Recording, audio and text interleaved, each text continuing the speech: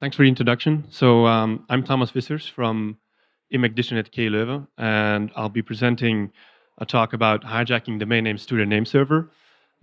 This is joint work with Timothy Barron, Tom van Goetem, Wouter Jolsen, and Nick Nikifrakis from Stony Brook University. I want to start off by diving into the typical name resolution process. As you all know, when a client wants to resolve a domain name, let's say example.com, he will ask that to his recursive resolver, and that recursive resolver will, presuming that there's no cache, will first go to the root name server, get referred down to the TLD name server, and then finally get referred down to the second level domain name server. And it's that name server that will then respond with the authoritative response. So in this case, the IP address of example.com, and that will be returned to the client, who then will do whatever he intended to do with that record. Let's say he wanted to connect to the web server of example.com. So in today's talk, we talk about hijacking the request to that second level domain name server.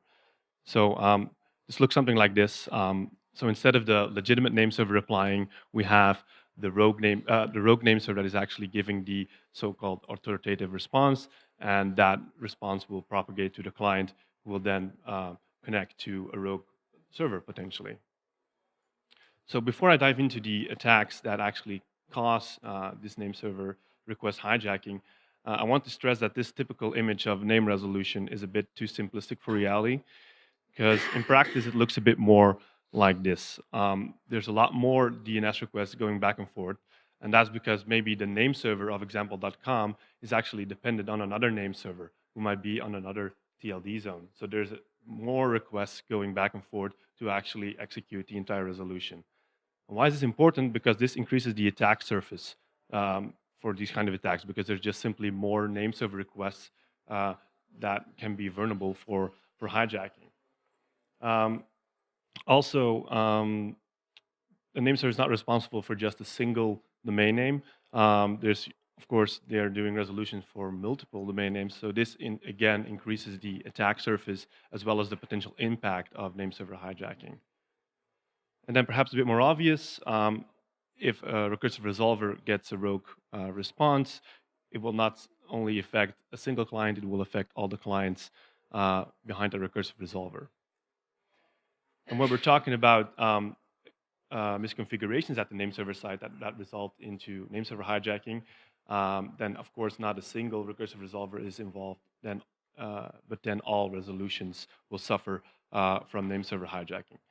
And that last case is actually the case for the first attack I'm going to discuss today, which is name server typosquatting.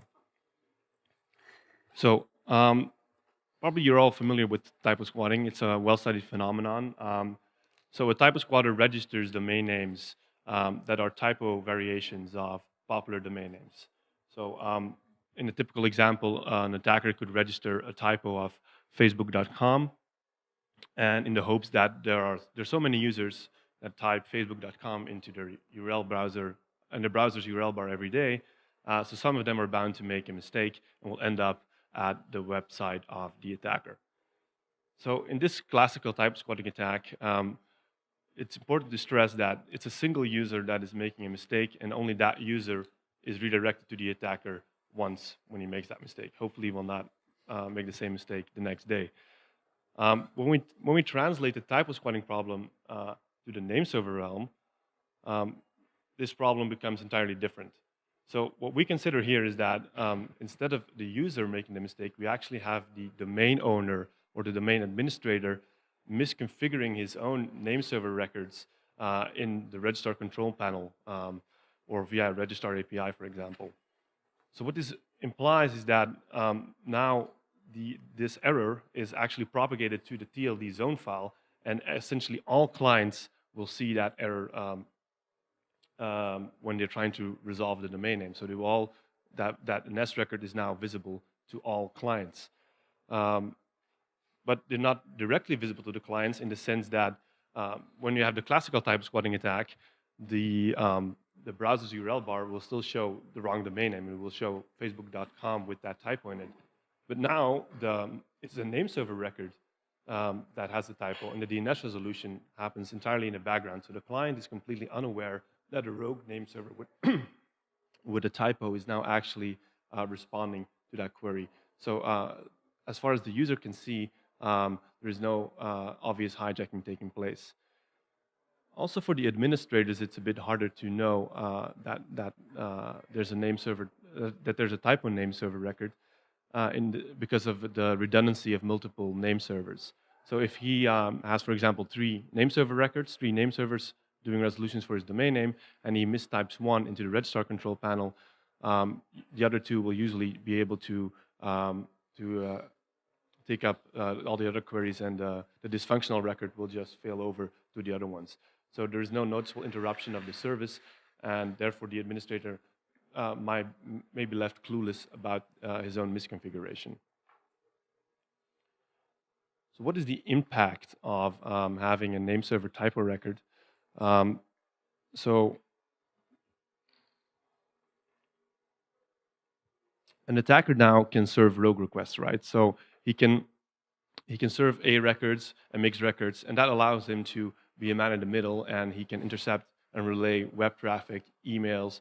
He can even send out authenticated emails by serving rogue SPF records or rogue DKIM records. So essentially, it's a very powerful attack. And this attack is persistent for as long as that name server typo is present in the TLD zone file, right? So it takes a while. If it takes a while for the administrator to notice that he made this mistake, for as long as that typo is present, these man-in-the-middle attacks will be possible. There might be also permanent consequences or more long-term consequences to having these typo NS records very temporarily present in your zone file because of domain ownership verification. Because some services, like for example certificates, can be generated by proving your ownership of the domain name by serving DNS records. So in that case, the attacker can actually do that challenge and get a certificate for your domain name. And even after you've fixed your typo, that attacker will still hold a valid certificate for your domain name. When we want to make an estimate about how much traffic is actually being affected when there's a typo NS record, it's sort of hard to get an accurate estimate of that.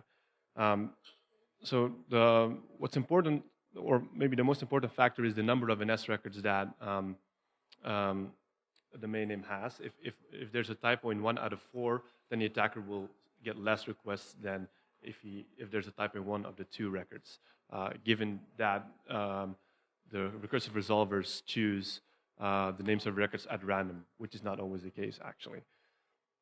Another important factor is the time to live value of the DNS records. So if the attacker sets a very high TTL to his rogue records will live way longer in the cache than the legitimate ones. So therefore, he can dramatically increase the amount of traffic he's able to affect. So I want to give you a real-world example we encountered in the wild of polyshop.com to make things a bit more tangible, of name server typosquatting in the wild to make things a bit more tangible. So there was this domain name polyshop.com, which is a popular Brazilian web shop, and at the time we measured this, it was in the Alexa top 100,000, and so it had a misconfigured NS record. So if we were querying the NS record for polyshop.com, and we would ask it straight to the TLD name server, we would get returned these 4 records.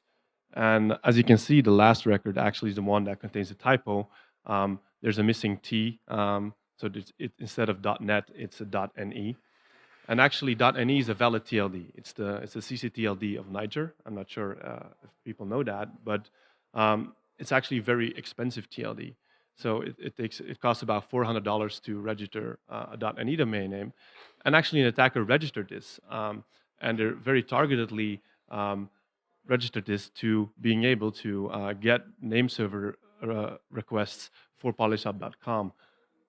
So if we would see what the legitimate name server was returning for the A record for polyshop.com, we would see this IP address being returned.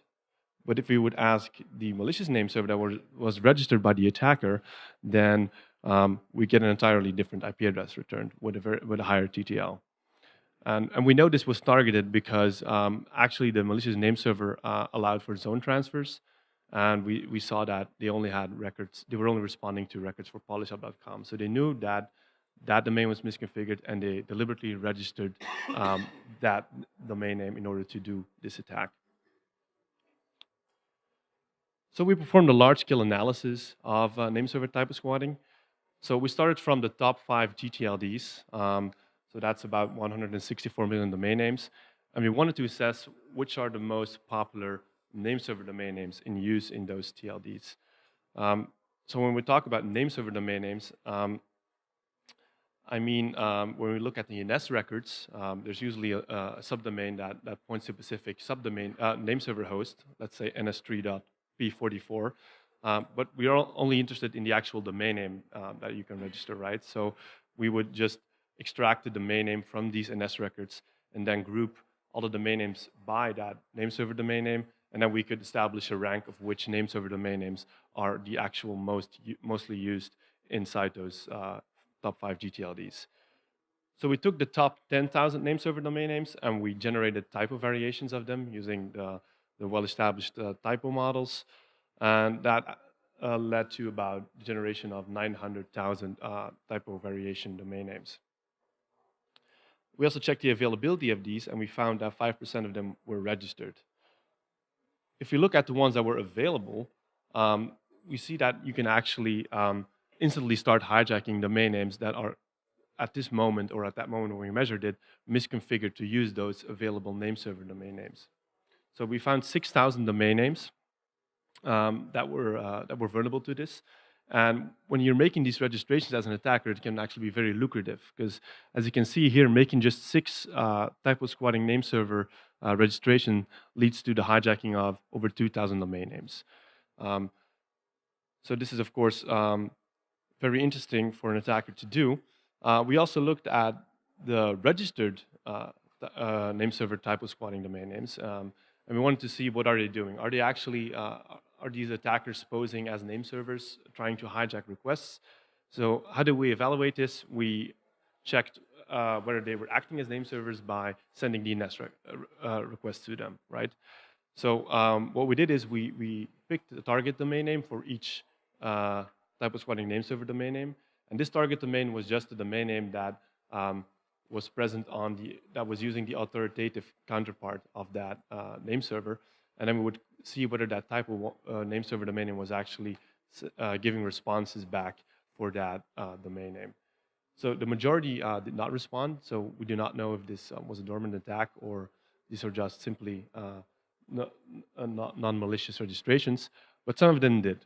So for 1,381 name server domain names, typo name server domains, they actually returned a rogue IP address. So meaning that it was a different IP address than that domain name would get from the legitimate name server, the authoritative name server. We also looked at what those IP addresses led to in terms of web on the web level, and most of them were actually parking and scam pages. We didn't encounter any specific elaborate phishing attacks or something else more clever. I'm not sure whether we just missed that or we were cloaked. But we do find that 26 of these name server domain names, at least 26 of them, are doing the very targeted attack like we saw with polishop.com. So we imagine that there's more clever stuff going on if you're registering a domain name for $400 and explicitly targeting a single web shop. So then there's 239 of these typo name server domains that return the authoritative IP, so the same IP than the authoritative name server gave. So here we're also not sure, is this a dormant attack? Are these perhaps configured as open resolvers at that time, which is suspicious in itself, or this is a false positive? So in another experiment, we wanted to see what an attacker sees when he actually registers those typo name server domain names. So we actually registered 6 of these ourselves, and we actually knew that there were 47 domain names already misconfigured to use 4 of these 6 registrations that we would make. So we were expecting to see requests coming in from these domain names. For two others, we did not expect or did not know of any domain names that were using them in error. So we monitored these domain names for over a month, and in total we got 3 million requests for those 47 misconfigured domain names. So that averages to about 2,000 requests per day per misconfigured domain. So we started receiving requests for these domain names instantly. So if we wanted to, we could have respond with rogue IP addresses or whatever. We also received requests for other domain names than those 47. So these were domain names that were only misconfigured after we set up the experiment. So there's always new misconfigurations coming in. There were also domain names that were in other TLDs, so in zone files that we didn't have access to and that were misconfigured and we just didn't know about it at that time. Interestingly, we also got requests for a reverse DNS domain name. So we would actually be able to serve rogue host names for a range of IPs, which is something we actually didn't thought of until we saw it happening. Okay, the other attack I'm going to talk about today is pretty related. It's name server bit squatting. So bit squatting, excuse me. So bit squatting is registering domain names to receive unintentional traffic caused by bit flips in memory. So bit flips happen when hardware is faulty or there's extreme conditions such as extreme temperatures or radiation, and then a bit might flip in memory. And if that is by chance a bit that represents a character of a domain name, then a connection might be established to another domain name. So to give you an example, the character R is one bit flip away from the character 2 in ASCII. So an attacker could, for example, register twitter2.com to attract bit flipped traffic for twitter.com. So this is also a well-studied attack. And when this attack was studied, similar to the typosquatting case, there was a focus on the final domain name that the client wants to connect to. And again, we transferred this phenomenon to the name server realm, meaning that there's actually a bit flip occurring in the name server record that is returned or is used by recursive resolvers. And what's interesting here is that actually these name server domain names are used in a lot more DNS requests than web domains in general, just because name server domain names are involved in resolutions for multiple domain names, and as a domain name of Twitter is only involved in its own resolutions for the domain name. So therefore, there's a sort of a higher chance of these domain names being affected by bit flip because they're simply involved in a lot more resolutions. I must say there are additional conditions that apply for a name server bit squatting to be successful. This has to do with glue records that can be returned. So there's a lot of details of that in the paper. I do not have time to go over them all here. So I would encourage you to check that out if you're interested. So what I want to stress here, in contrast with the typosquatting attack, is that this is not a permanent misconfiguration, right? This affects a single resolution by chance, essentially. So it will not affect all clients, but due to cache poisoning, a name server entry or a domain name poison entry can actually affect multiple domain names and multiple clients over time. So we did a similar experiment here where we generated 600,000 bit squatting variants of the top 10,000 name server domain names, and 3% of them were registered. So we also sent out DNS requests to them, asking for the IP address of a domain name that was on the authoritative counterpart. And we find that 522 of these bit flip name server domain names are returning rogue IP addresses. What's interesting here is that if we take into account the number of domain names that are relying on the authoritative counterparts of these bit flip name server domain names, we can estimate that they're actually anticipating bit flips coming in for resolutions of 52 million domain names. So they're actually covering a large ground of domain names in order to get a higher probability of being involved in a bit flip resolution. 85 of these bitflip name server domain names were returning matching IP addresses. And again, this could be a dormant attack, an open resolver, or a false positive. We also did the same experiment here where we registered 10 available bitflip name server domain names. And we monitored them for 1 month.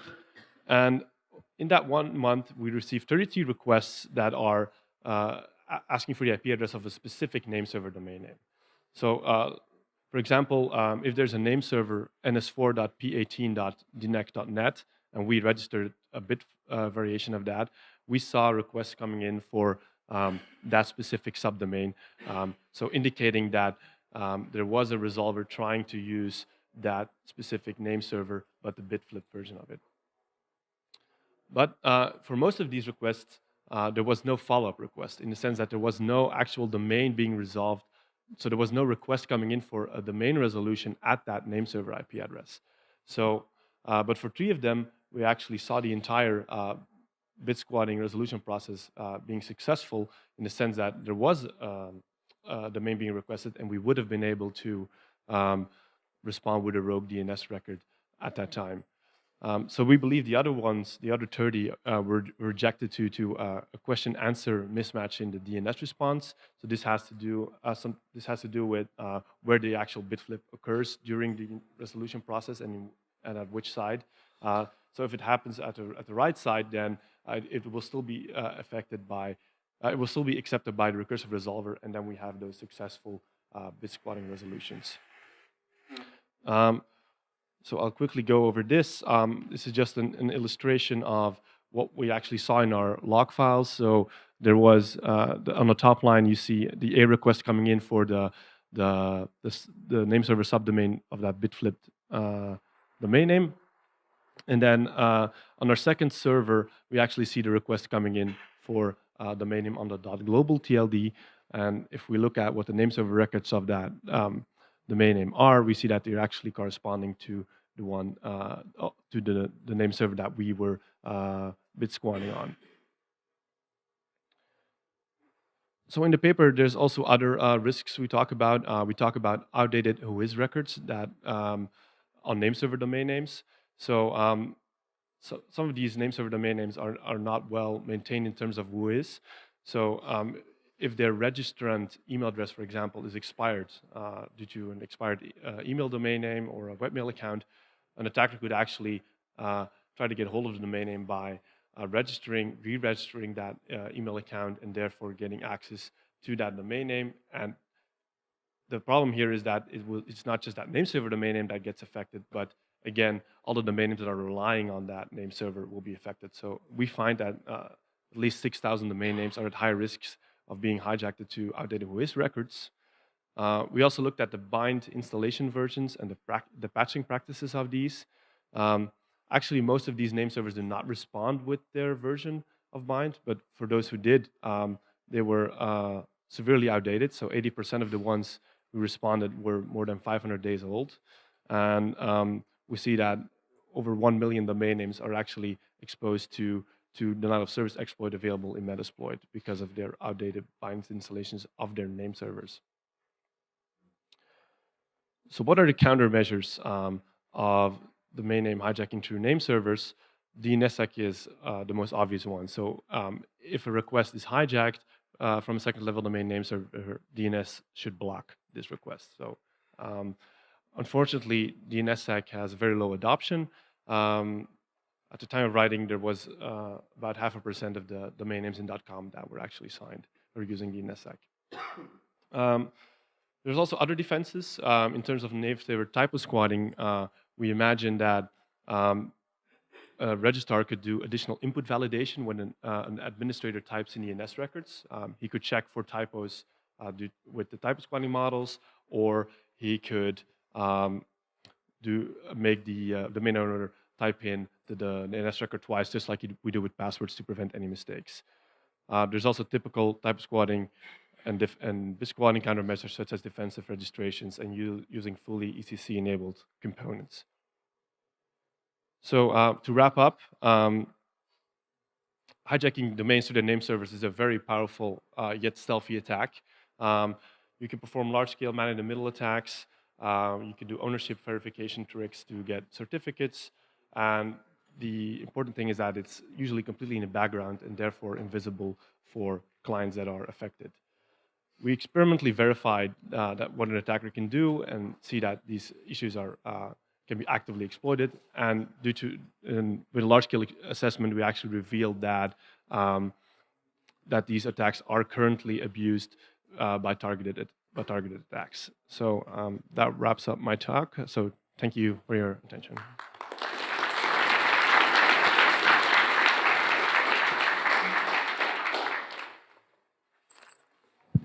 Hi, thanks for the talk. Can you give us some idea that how often these bit flops can happen in the real world in today's machine? And is there any possibility that discovered bit flipped domain names might actually be just targeting the typos from users? Can you differentiate those? Yeah. So I'll first answer the second one. So we actually checked whether there were overlaps between the type of variation we generated and the bit variations we generated. So these were so the ones we saw were not type of variations. These domain names could only be generated to a bit flip. So we checked for that. In terms of the probability of a bit flip occurring, that's something that is very hard to measure, and I don't think there's a clear answer for it, because it can happen at many multiple places, and there's no one who has a single measurement or an omnipresent measurement device to actually do that. So there's still a bit of mystery around the actual probability and the cause of it. So yeah, I think there's some opportunities there. Okay. Thanks. Anyone else has questions? If not, I have a question. So it looks like many of these problems are because like the who is record and also band record are very outdated. Do you know the reason why they only have the old version? Or is there any way that we can motivate people to keep updated the records? Yeah, of course, I'm not sure of the real reasons of that, but I sort of get the feeling with misconfigurations in terms of name servers that name servers are a bit invisible to a lot of people administrating their domain names and even their DNS infrastructure.